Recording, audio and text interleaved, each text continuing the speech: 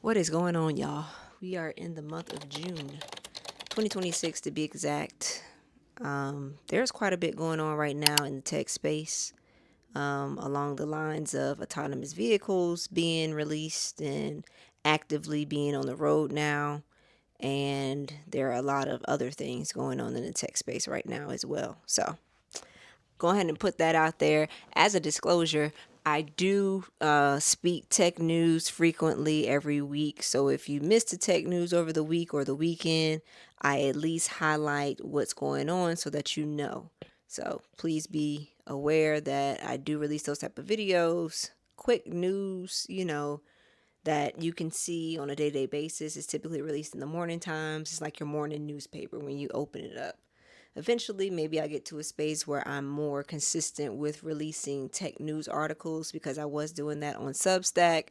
I would highly encourage you to still follow me on Substack. It's just that I'm trying to find the time. So give me some grace if you can. And I'm trying to get these videos pumped out on a consistent basis as well, with this whole Tech Bout It podcast. So again, I just want to say that before even getting into today's episode, which is episode 2 of Tech Bout It. If you're here, thank you again for showing up. If you came over from episode 1, welcome.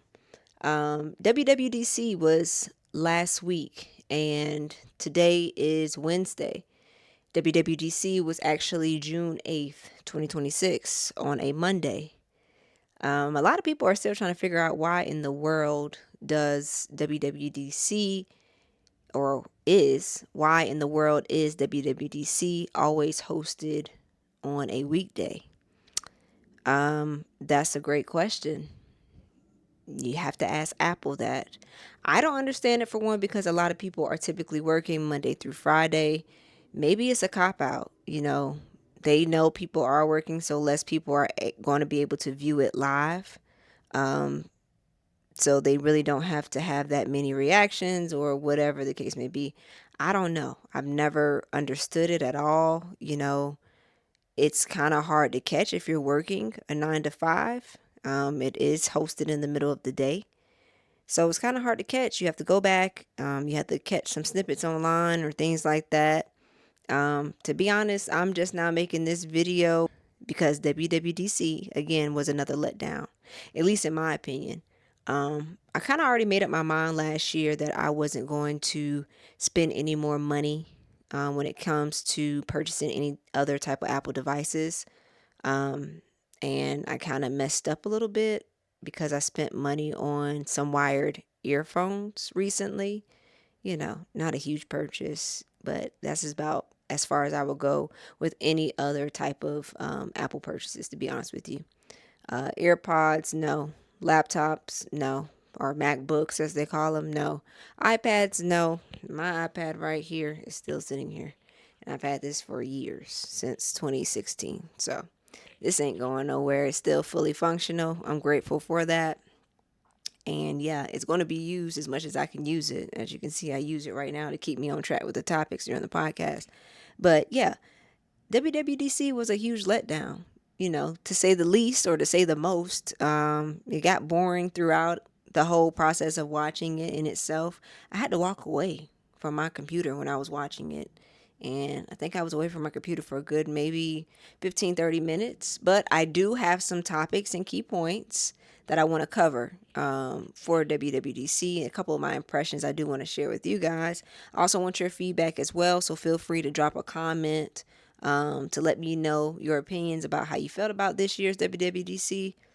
In my opinion, again, I was not impressed. It's been trash over the last couple of months, or I'm sorry, over the last couple of years. WWDC has not shown up in the ways that a lot of Apple users or Apple advocates might have wanted it to show up.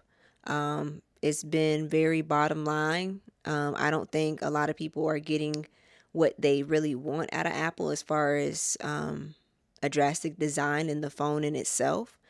They keep coming up with other things to promote or do. I feel like I'm already getting into this podcast with just saying that alone. So I don't want to go ahead and jump headfirst into it. But if you want to walk through it, simply the whole WWDC was hosted again on June 8th, 2026. This month is Pride Month. This is also the month of Juneteenth.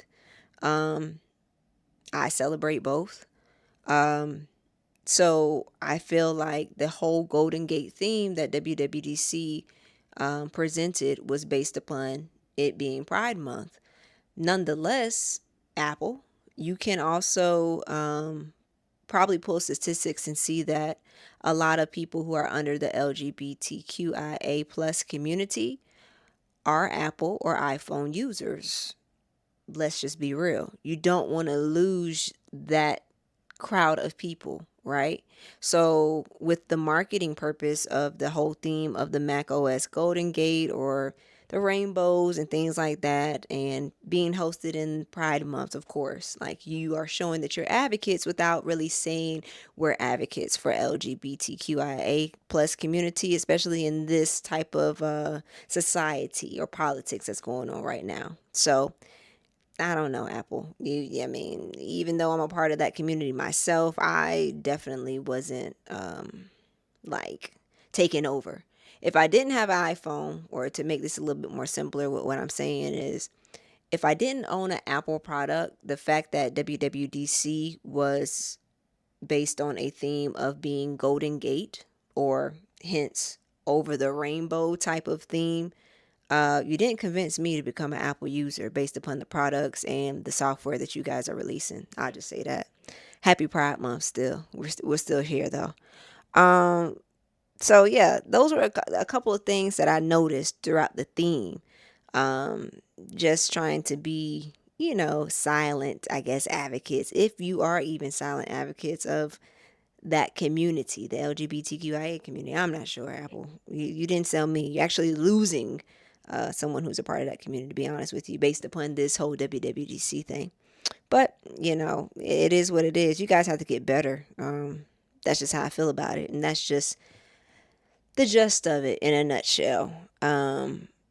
Again, the conference really did start off in flames with mentioning that they are updating the whole liquid glass type of accessibility. So apparently now you can um, make it to where the readability is a little bit different. So it can either be lighter or darker when it comes to the glass and the readability and how the glass is shown on your actual device. Um, they basically say that they're going to enable an options for ultra clear to fully tinted when it comes to making liquid, I guess, more enjoyable, right? When they came out with liquid last year, people were like, okay, we didn't ask for this. Like, who cares about a liquid effect on an Apple device? Like, it doesn't make a difference. You're making apps clearer. So what? This isn't really changing my device too much to the extent of where it's making it better or it's making it worse. For some people, the whole liquid effect on an Apple device made it worse for them because they didn't enjoy it. It made other things a little bit more difficult. So I guess Apple started off with this whole WWDC conference with saying, hey, we know you guys hated liquid, so let's make it right. Let's make it more adjustable for you. Let's make it a little bit, more reliable for you when it comes to reading certain things on your Apple device. In actuality, you're actually making it a little bit more difficult for some users who aren't as tech savvy to be able to navigate using the feature when it comes to the liquid on the Apple device. So let's just be real there. But clearly, you're listening to the audience, you're taking in the feedback, which is great, Apple, but still, again, you're still lacking when it comes to design or something that people have been asking for. There was, of course, no talk about any type of Apple flip phone. So I don't know if a lot of people are looking for one. You might as well move on over to Motorola or Samsung, some other type of device if you want a flip phone. Me, in general, I'm about to go back to a basic flip phone. It won't have no touchscreen on it. That's what I'm telling you. It'll have just physical buttons, and I'm okay with that. Let's see, and I have a whole list of notes that I took throughout watching WWDC, in case you were wondering. So moving on. Again, no one cares about the liquid. I don't care about the liquid. It doesn't make my iPhone any better or any worse than what it was before. They also stated throughout this whole conference that there was going to be a more uniform toolbar for apps on Mac, expanding it to the sidebar to give it a cleaner look. Again, you are altering the user interface of these devices. And it's just kind of like you're cleaning up your own mess that you already made initially. Why couldn't the user interfaces already be as clean as they needed to be clean if you guys test using multiple users, right? I'm sure there was some feedback about the sidebars when it came to using a Mac, or the liquid glass when it came to using an iPhone. So why not already go ahead and make these fixes or these changes during testing, right? Or take in the feedback. Someone didn't speak up and say, hey, this toolbar looks like it's a little bit too far over to the right for me, to where it's hindering reading my emails while I'm also trying to read my messages on my Mac. No one said that. I don't know if you guys have the right people in place then when it comes to this testing, because these little tweaks that you guys are calling out during WWDC are honestly a huge waste of time throughout the event, in my opinion. And to have the consumer already spend the money, and to have multiple consumers actually to already spend all this money on an Apple device just to all have the same opinion about usability or the user interface on these devices, then you guys go back and make these tweaks because you're listening to that core audience, or the majority of Apple users tell you specifically, hey, we hate this. Then you're highlighting it, what, a year later on the next event, saying, hey, we heard what you said, we're going to fix it now. Man, make it right the first time. These devices cost way too much money for you guys to be doing this cleanup work years later.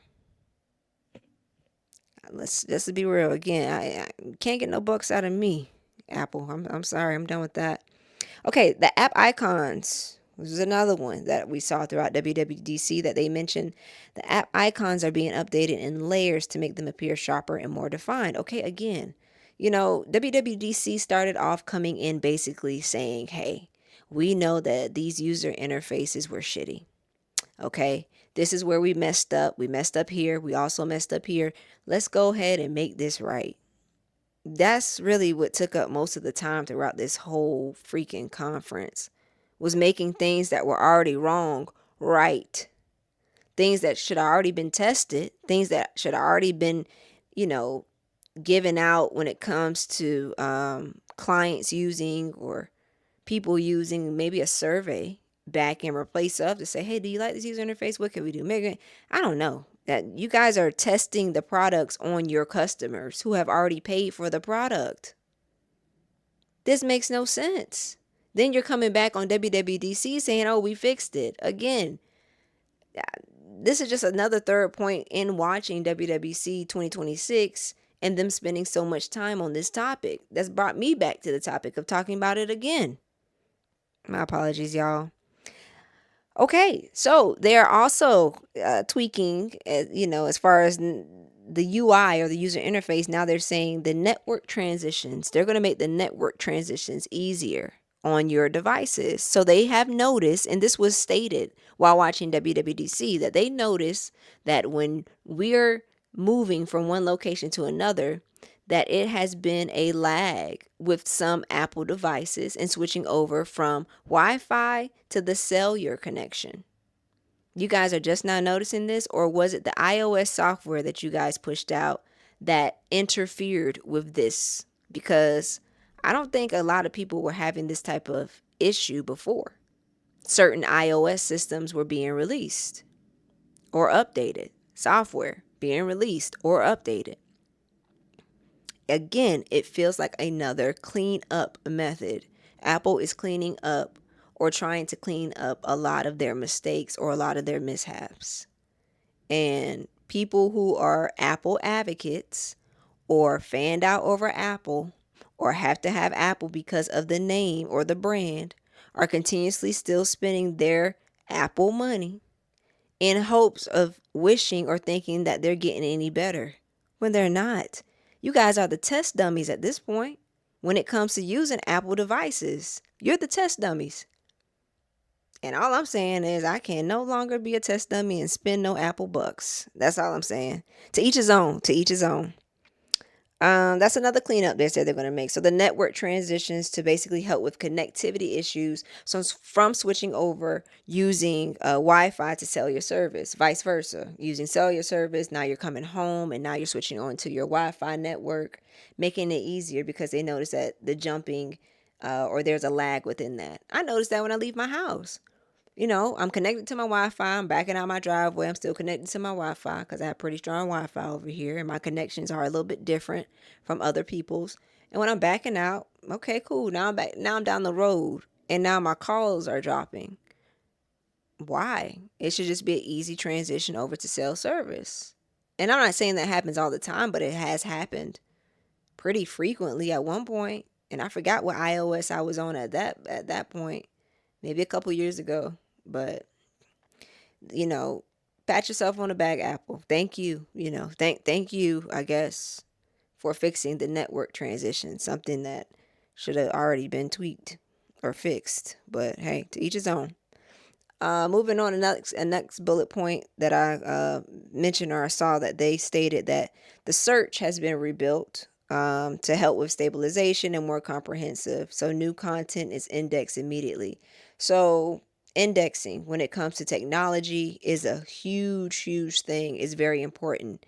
It's like a built-in database that keeps organization, keeps things together. This was a great feature, I could say. I can agree to. That definitely needed improvement. I can see something like this taking some time to improve. This makes sense. You know what I'm saying? Because databases are constantly being built over and over again for optimal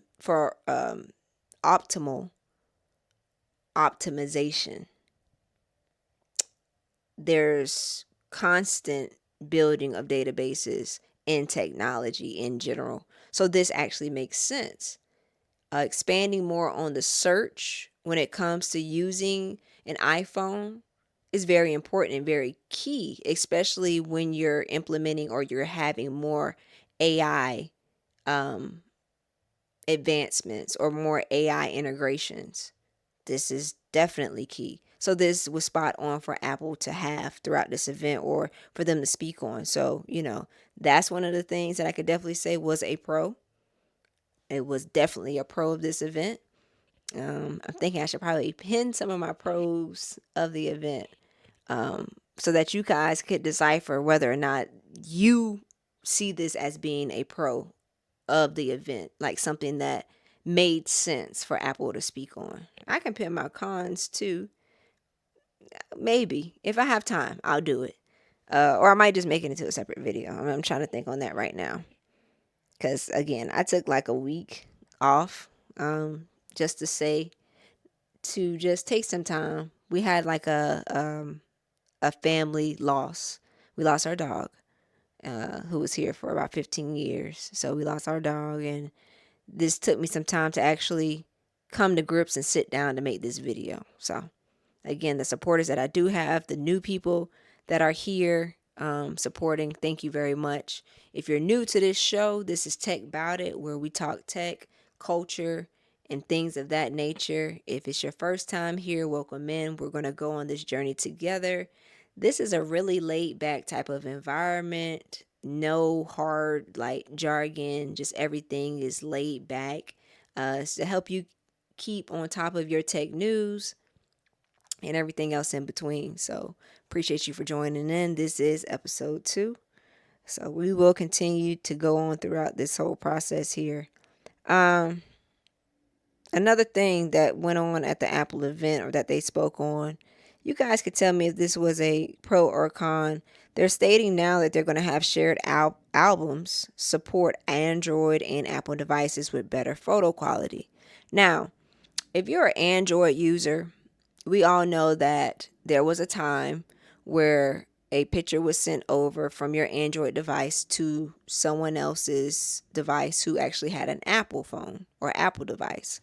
And there would be comments like, "What? This is very blurry. The quality has changed. Can you send this again because this don't look right, or it looks different than what I saw when I looked at it in your phone?"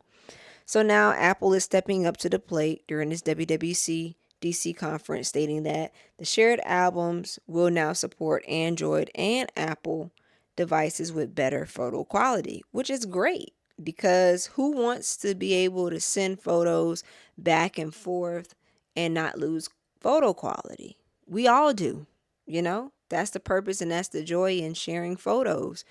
This started to happen once Apple came out with iPhones. Before then, everybody had damn near the same quality of photo.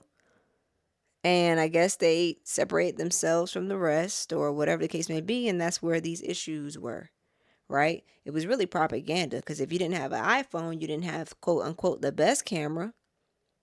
So, that's just what it was. They wanted to segregate and keep that line between Android and Apple because there was a point in time where Apple phones cost more than Android phones. Not saying that they were better or less, but there was a point in time where people thought that they were, and some people still do think that they are. My opinion, it's not going that way. Not nowadays. It's not, at least not for me. All right, so Apple Vision Pro can turn your panoramas you shot into actual backgrounds. This is cool, I guess, for people that use, the device of Apple Vision Pro. Now, how often do people take panorama shots using their iPhone? I'm not sure because I feel like that technology can even be more improved. I've used the option on my iPhone to take some panorama photos, and it still isn't the best. When you have your phone, and here's my phone right here, they want you to, of course, you want to have it horizontally, and then they want you to drag it across, but you have to go at a certain speed and you have to stay on that yellow line. If you don't, your picture is going to come out very wiggly. Like it's going to look different. It's going to come out like super different and super like uneven, basically. But I guess this is a additional feature for the Vision Pro. I didn't really hear them talk too much about Vision Pro throughout this event. Maybe because they didn't have that many adjustments that they were going to make to the Vision Pro. A lot of people I heard either return their Vision Pro or they no longer use their Vision Pro at all with Apple. So, they were trying to compete with the Oculus and it went somewhere, but it didn't go that far. I don't even think sales did that great with the whole Vision Pro, to be honest. That's just where it's at with that whole world in itself, and that's another topic for another day. I'll definitely add it to the docket. Let's see. They had something with maps and aerial imagery being implemented that was like blah, okay, who cares? Committed to building a safe platform for kids. Yeah, that's something that Apple discussed during the WWDC, which is interesting, I say, because I spoke about this on my first podcast episode about social media platforms implementing more kid friendly or safer kid platforms, with cyberbullying being the topic or being an awareness that needs to happen on a month to month basis. So, someone within Apple is working diligently, along the sense of making sure that kids are being seen and taken care of in the proper ways. Now, they did spend quite a bit of time on this topic throughout WWDC. Did it get a little bit, drawn out? No, it didn't. Some people would probably expect me to say, yes, it did. It did not, because a lot of these technology companies are not taking out the time to specify or even highlight these issues or these transitions with technology and children, which is very important. So my hat goes off completely to Apple about this topic along the lines of talking about kids and technology. Why? Because you don't hear it a lot with other platforms, with other technology companies. You just don't. You don't. I think this took the icing on the cake for me for the whole WWDC because it's a very important topic. Kids and technology is very important. Technology is shifting very fast with, I feel like, adults in mind, not necessarily children or kids. They just, I think a lot of these technology companies are like, well, kids end up growing up, sooner or later. And sometimes these kids are growing up a little bit too fast, especially under the lines of technology. So it's either hop in, get in the car and drive, or take your time. And I feel like Apple definitely did their thing when it came to talking about kids and technology. A couple of those features that they mentioned throughout WWDC in the sense of kids and technology was pushing for parents to create a child account, to block adult websites, age-based restrictions, parental controls, and they focused on what content kids can see, who kids can talk to, and who they have access to, etc. Now I know that there was already an account or a feature on the iPhone where you could create a kid's account and you can monitor certain things.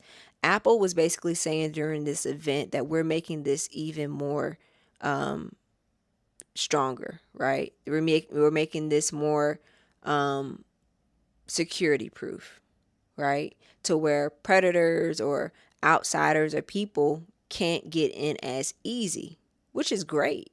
You know, I feel that is absolutely phenomenal. Now, I will say, since Apple is so focused now on AI and Apple Intelligence, they also need to ensure with making changes to the kids' controls or the parental controls that AI can be disabled.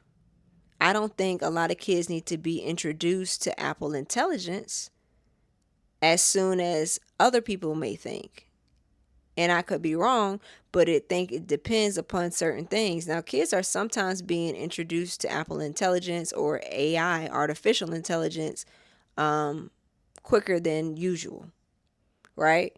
But you also have to take in consideration the kids that have passed away, unfortunately. And I hate to get that dark that quick, but it has to be spoken about. Now, recently, there's been a show, and my wife actually brought this to my attention. I think I saw snippets of it before on social media. Oprah has her podcast, and one of the episodes that recently released or dropped was about a child or AI and their communication or their interaction between AI and how that child took its life. It's very unfortunate. It's very sad. This hasn't only happened with that child, but it's happened numerous amounts of times with kids. So, in dealing with WWDC and Apple deciding to take their approach about making security stronger when it comes to kids and using their iPhones, also take into consideration that you guys need to make it manageable when it comes to Apple Intelligence and how often kids can use it and how they can access it and how it's being monitored. Every script or every communication between Apple Intelligence, hence Siri, should be drawn out and sent over to the parent frequently so that the parent knows specifically what the kids are asking its intelligence, its AI. And I'm not sure if that feature was spoken about because I don't have it noted here. But we will still continue to push along to see and do research to make sure. But script should be given over to the parents with monitoring using Apple Intelligence. I'm just saying that's a feature I didn't hear. Again, my hat goes out to Apple because I greatly appreciate the fact that you guys are gearing down and making more conversation around kids and technology. That's what I'm going to say about that.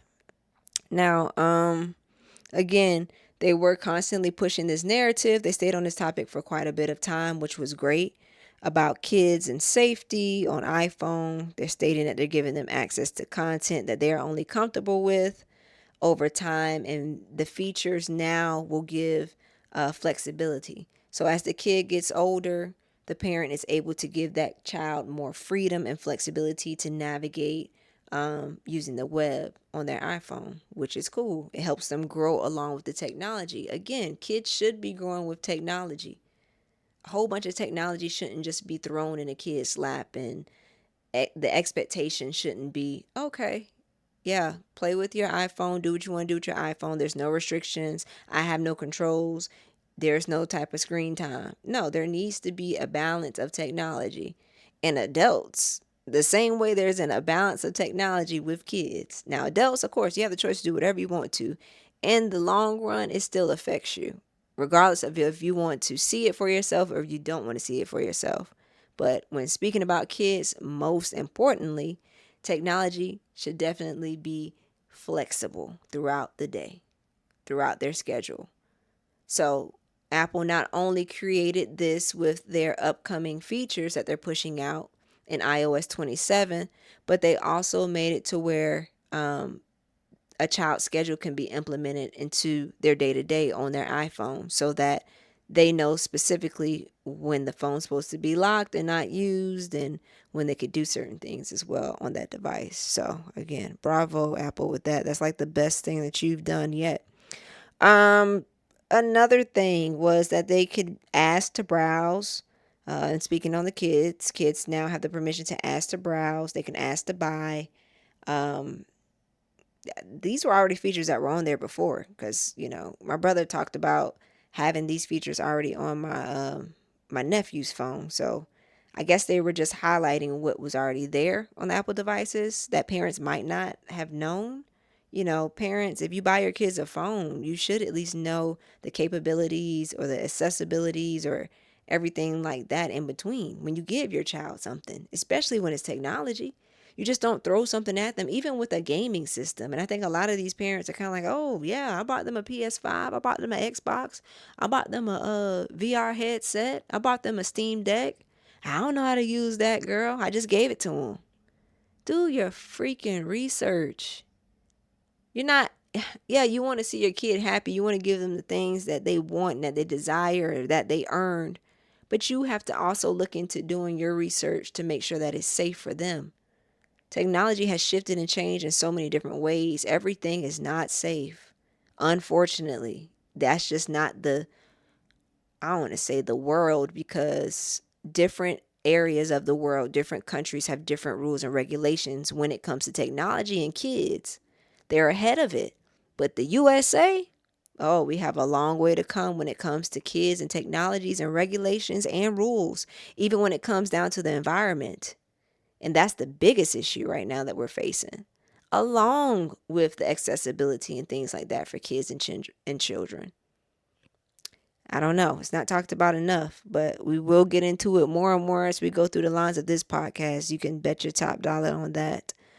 Um, Again, so more features in case you guys didn't know at home.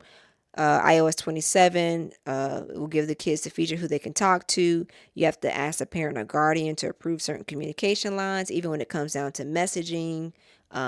Without the messages or throughout the messages, they have to ask for certain approval for certain images to be sent over. So pictures, things like that. Inappropriate pictures will be filtered out or along the lines of that. Hopefully, that's not going on in general.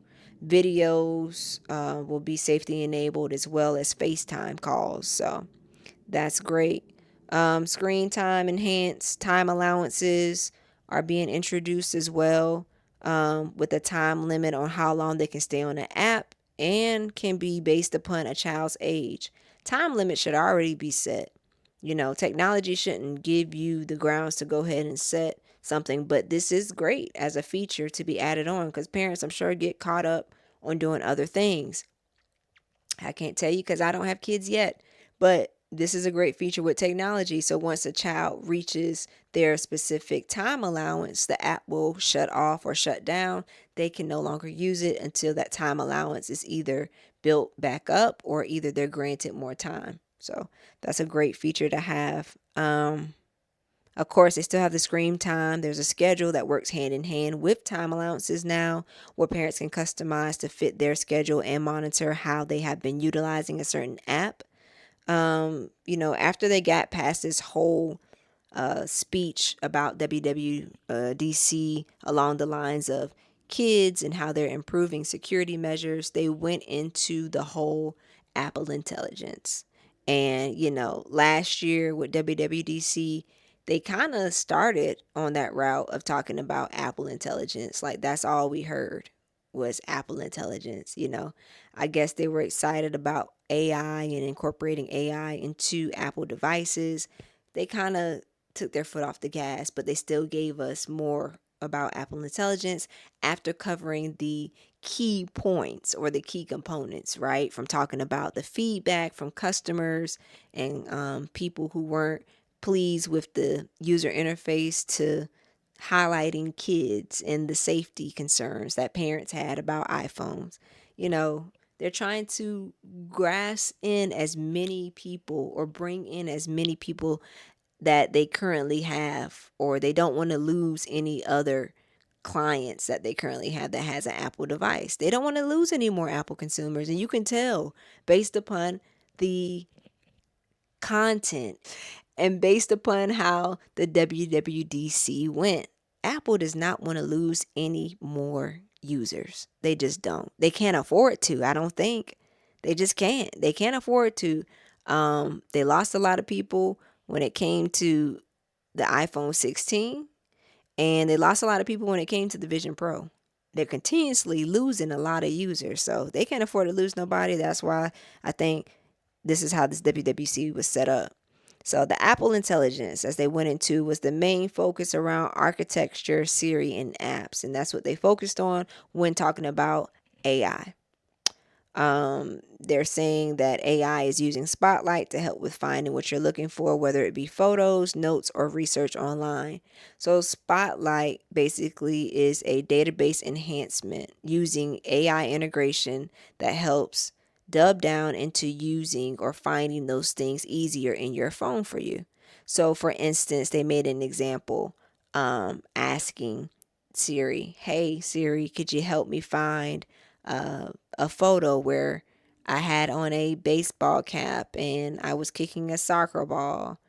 Could you also find it in my messages, or the message that Sam sent me that said we were cooking so and so at this time?" And integrating that into messages. It's a whole lot of stuff. Now, will users use all of these features? I'm not sure. I think, it gets to a point where my Siri's activated now, saying that on my iPad.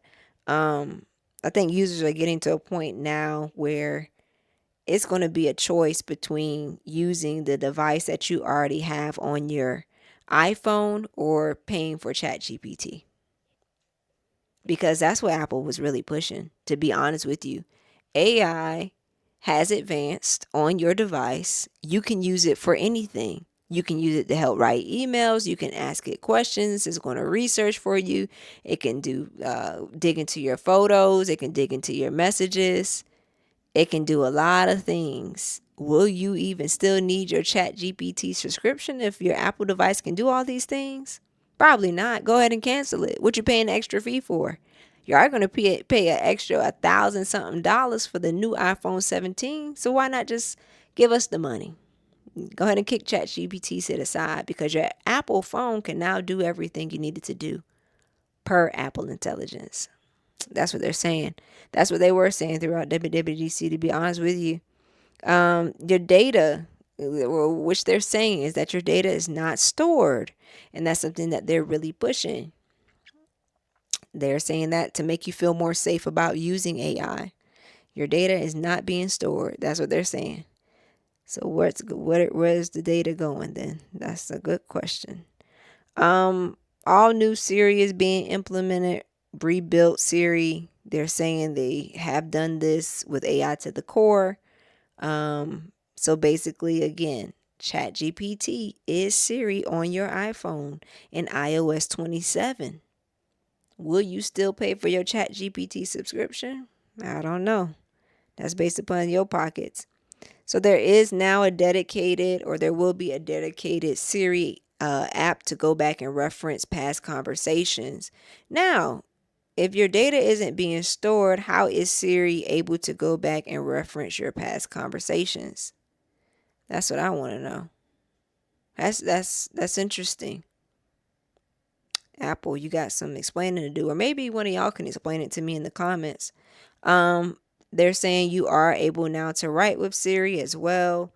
Siri can use awareness on your screen to make notations of locations and pictures. Show demos of Siri's creating routes based on addresses shared in messages. Um, if you're able to reference Siri and ask Siri specific questions based upon what you have in your messages, and then they're saying that your data isn't being stored, data is kind of technically still being stored, especially if it's still sitting in your messages on your phone. Apple, please be more transparent about what you're stating when you're trying to highlight certain things that you're pushing out. If you're going to say your data isn't being stored, which data are we talking about? Which one? Because to a common Apple user, right? They would say, well, if it's not being stored, then how are you guys still being able to reference or use artificial intelligence, or as you want to call it, Apple intelligence, to go back and seek after things that I've asked for that are actually still stored in my phone? Hence, photos or messages.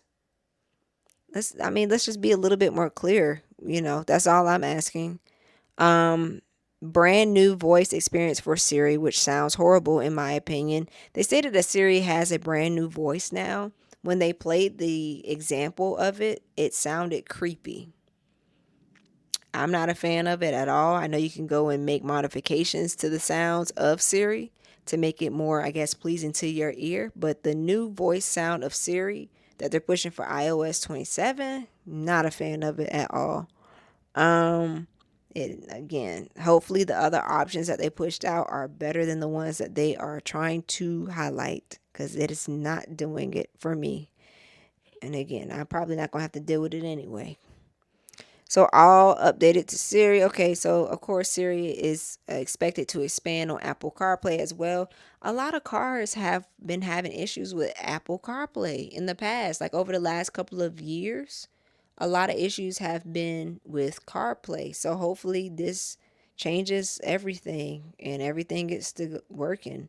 Um, I think the comparison, or if there is a comparison, I think that Apple Intelligence has mirrored ChatGPT to the extent of being exactly alike. Because some of the examples that were being shown throughout WWDC felt very chat GPT like. And I feel like if you're developing a different, or quote unquote trying to develop a different type of platform and you're calling it something completely different, that's fine. But you should make it feel different as well. The only way this was felt a little bit different is because it's on an Apple device. That's it. But you can tell it's integrated with ChatGPT, which I believe that was brought up a couple of years ago, last year maybe. I'm not sure. I have to go back and see. So don't quote me on that. That Apple Intelligence was going to be integrated with ChatGPT some type of way. And you can tell because it feels just like ChatGPT. So you can expect a lot of your messages to feel or have a feel of ChatGPT. One of the integrations that they're talking about using Apple Intelligence is that it's able to write for you. And when I say write for you, is able to construct a whole text message based upon what you're saying, and rewrite it in a certain type of way to sound however you want it to sound and send to whoever you want it to send to. But it won't feel like you, especially to somebody who's used to texting you, right? On a day to day basis or a regular basis, or just in general, someone who knows you. Isn't that going to feel like you wrote this message? It's going to feel different. So I feel like Apple is changing the whole, concept of just remaining real and true to self. It's too much AI talk. It's too much integration. They decided to push all this out at the end of WWDC. They decided to push all this out at the end to give us the AI overload. Like I stated before, I was hoping that they would not give us. I was hoping Apple would not give us an AI overload. In the beginning, I was sold. I felt like, okay, well, maybe this is a better WWDC. Finally, we finally get something that's not so pushy when it comes to AI. Man, was I wrong. They just waited until the end to push all this out on us, to dump it on every Apple user out there. Your phone is going to feel like artificial intelligence device. That's all it will be. It will no longer be a just a customized device that you have to yourself. Yeah, you have customizable features on there, but it don't, there's a difference. If you're came from an era back where you had a physical keyboard on your phone, then you can relate to what I'm saying, right?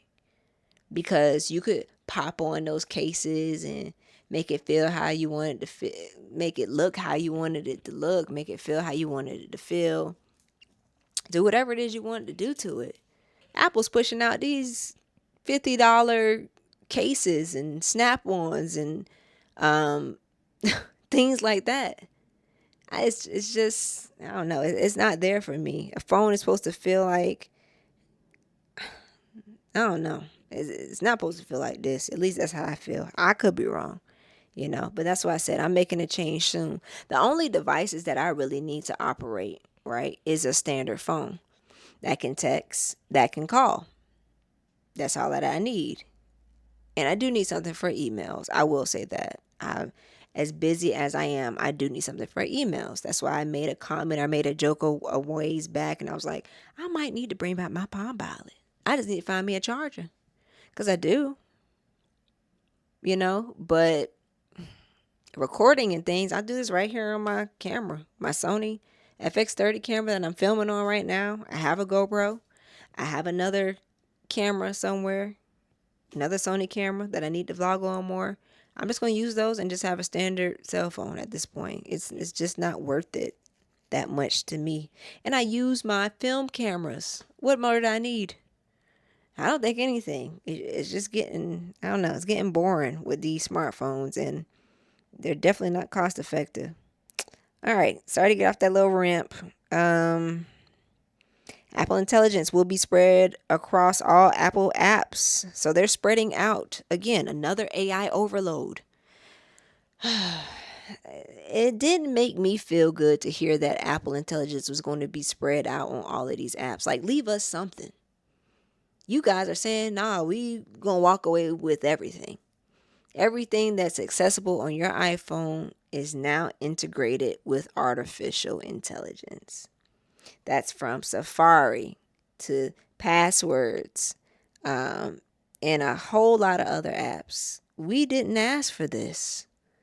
I mean, we felt like we were somewhat in control when it came to utilizing our iPhones. Now it just feels like we have zero control, and we don't. You won't have no control using your iPhone. Only thing that you're in control of is the prompts that you feed AI to do for you. That's it. I don't know, man. That is it. That's all you have. I mean, I could be the only one that feels that way. Somebody needs to cue. It always feels like somebody's watching me. Because that's what it feels like when you're going to have this iPhone 17, iOS 27 on your phone. That's what it's going to feel like. It's going to feel just like that. I'm just saying. One of the new devices or new pieces of hardware that Apple is pushing out is the iPhone Air. Now, I feel like they tried to run this last year, and it was a flop. Was it called the iPhone Air? It was called something. And maybe was it the Air? It was something along the same lines of what this is, if not the same. And the sales plummeted. They flopped. They failed. Nobody bought the phone. Nobody wanted it. I don't know if it was called Slim or something. It was similar. So they're running this back again. And they're stating that this phone gets you all day battery life. Not only does it give you all day battery life, it has a low profile MagSafe battery for 40 hours as a battery pack. The iPhone Air comes with these custom phone cases in frost and shadow, lightweight bumper, crossbody strap. That's like $100. Sounds like a huge money grab for a lot of accessories, in my opinion. That's what I made notation of. And it does. The iPhone Air. Anybody gonna get that phone? Some people might. Again, whole lot of money for a whole lot of nothing is what it is. The iPhone 17 Pro is expected to come out with the A19 Pro chip designed with the new thermal system. So hopefully the phone won't overheat, is what I made notation of, like my iPhone 16 Pro, which I feel should have been fixed. Come on, Apple. You guys are now just stating that since you're coming out with the iPhone 17 Pro with the A19 Pro chip, that you guys have finally come on board with making advancements so that iPhones no longer overheat. So the expectation can be that when the iPhone 17 Pro comes out, that no one should get warning of their phone being hot or overheating. Give me time to cool down because you can't use it right now, whether or not you have an emergency. And we're not talking about just leaving the phone in the car in the sun. We're saying from usage, from running multiple apps, games, streaming, going live, doing all of the above, posting on your phone. This phone will not overheat at all because you guys have magically now just figured it out as to why these phones were overheating in the first place. It took you all the way up to iPhone 17 Pro to figure that one out. That's going to be something to see. Hey, I mean, again, to each his own. Spend your money wisely.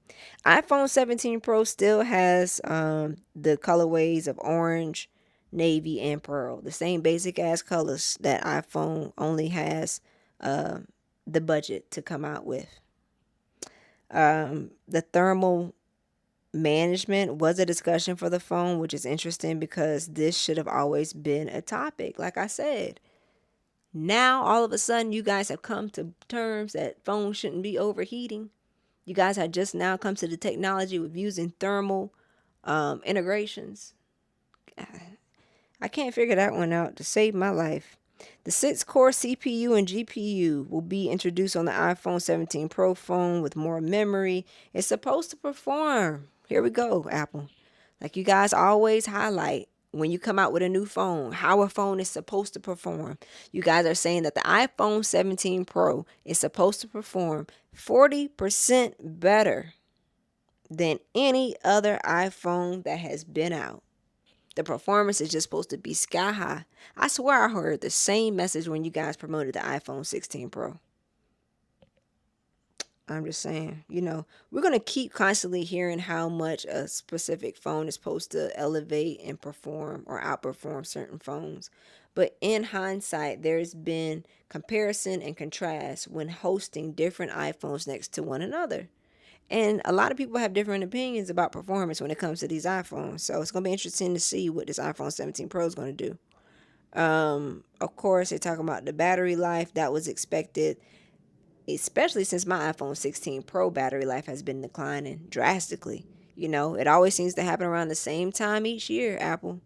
Every single time you guys are about to announce a new phone with a new software, hence the iPhone 17 Pro, the iPhone Air, iOS 27, the latest phones always seem to decline drastically.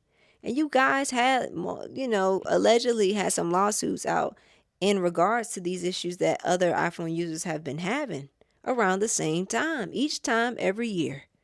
I'm going to tell you right now, you're not convincing me to buy the latest iPhone because the same stuff keeps happening to me over and over again. I'm not convinced to continuously keep buying another new iPhone just because you guys want to allegedly run something in your system to make my phone decline. I'm on iPhone 16 Pro. That phone just came out. The battery life is declining like crazy. There's been some issues with it, here and there as well. And my other friends, they have later iPhones than what I have. And all I hear them talk about is how bad their battery is on their iPhone. And they only have maybe like a year or two behind on my phone. So that's not even that far. You can't even give your users 4 solid years of great battery life before you start declining their phones, Apple. Come on, man. That's crazy. Sometimes it takes people 4 years to pay off their phone. Not me, I'm just saying. Sometimes it takes people a little bit longer to pay off their phone. So give them the battery life that they need, at least till they pay the phone off. Give them their gifts. It's crazy out here, man. It's crazy. Apple is cutthroat. Um, that's just how everybody knows Apple to get down. They don't care. This WWC got boring after a while, to say the least. That's what I made in my notes. I mean, it's the truth. I already told y'all that from the jump in the beginning of this episode, and I hope I didn't bore you throughout this episode. I'm just giving you my impressions. I'm just giving you my side notes and my commentations based upon what I witnessed live watching WWDC 2026. Overall, the whole program of WWDC was literally just about the same last year. And in case you were wondering, if you waited until the end to hear the actual price, the iPhone Pro 17 is going to start at $1,099. And of course, it's going to go up based upon what other phones you're getting. Now, they're saying that there's an iPhone Pro, I think Max, and that's going to come out at, storage wise, 2 terabytes. The first actual iPhone that's going to have 2 terabytes of space on there. Lord knows, I don't know how much that phone is going to be coming in at. I didn't care to look and see. 2 terabytes of space is quite a bit. That's a real live desktop right now in your phone. Now you can only hope that it is not overheat, because that's the promise that they gave, or at least it should be a promise. I would be very disappointed if I got a 2 terabyte phone and it started to overheat, or yeah, it wasn't giving what Apple said it was going to give. So I want to know out there, are you guys still interested in any type of Apple devices? It doesn't have to necessarily be the iPhone. It could be, the Mac. It could be the iPad. It could be the watch. It could be the Buds. It could be the Vision. Apple has quite a bit of products out there to choose from. I just feel like they're lacking in the sense of giving those users who have been around for a while what they actually have requested and what they actually need. I don't think they're really paying attention. I don't think they really care, to be honest with you. Maybe they can convince me otherwise. I'm one out of a trillion people. So, I'm not the one to convince. I will say, I honestly felt like it was a waste this year for me to even sit and watch. I'm typically more excited to watch things, technology related, especially when it comes to releases or anything like that. There's still a couple of things that I want to cover and I'm going to cover, just getting out of the weeds of Apple, to say the least. But this in general, it made me feel like I never want to watch another WWDC ever, at least for not a long time. I don't want to say ever, but it really made me feel like I don't need to watch another one, or at least the one that's coming out next year. I really don't care to. What other updates that I see online is what I see. Like, I think I still would drop a reel or something stating that WWC is coming up. But as far as me sitting down watching it, I'm not sure. Y'all would have to let me know, would you even want me to sit in and tune in to watch it? Because I was just uninterested. It didn't grasp my attention. And if you saved your time and didn't watch it, hey, my hat goes off to you. What a smart move. I guess that's what you got me here for. So I hope that I covered what you guys wanted me to cover today. I hope I gave you some insight and some information on what there is to come when it comes down to Apple and devices for 2027. And the device that's supposed to be dropping or coming out, I believe, sometime in September, and what the software is supposed to be giving when it comes to the release of iOS 27. Let me know in the comments below. This has been AMB.Tech News with your latest tech tips, news, and gadget reviews. Until next time, peace.